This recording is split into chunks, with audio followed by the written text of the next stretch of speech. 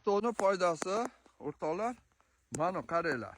Daraxtni rangi qora.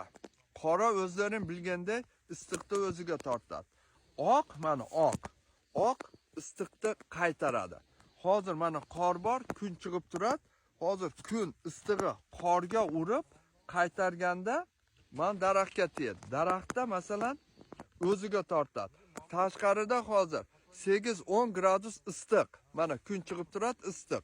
Demak, mana ichi hozir yo'q deganda 15-18 gradus issiq. Ras kunduzi 15-18 gradus issiq bo'lsa, ichida aslida soka движение yurishni boshlaydi.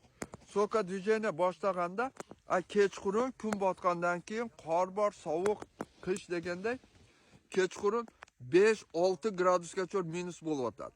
Ras kechqurun minus 5-6 bo'lsa, ichida yurgan suv muzlaydi. Muzlagan narsa bilasinglar, men terisini mantib joradi. Jorad mikrotreshini bizni ko'z ko'rib turgan darajada joriladi.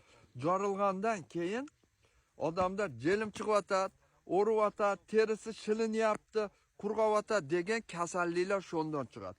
O'shaning uchun oqtab qo'ysa, bu issiqni bu yoqqa qaytarsa, bu ham oq, bu ham qaytaraveradi. Tashqari 8 gradus issiq bo'lsa, buni ichi уже 3-4 gradus issiq bo'ladi, soka движение bo'ladi. O'shaning uchun bu oqtash imенно krasota uchun emas, qurt-qumursqa uchun emas, qurt-qumursqa juraveradi ustidan. Imенно bu o'sha uchun. Jozda nimaga oqtaymiz?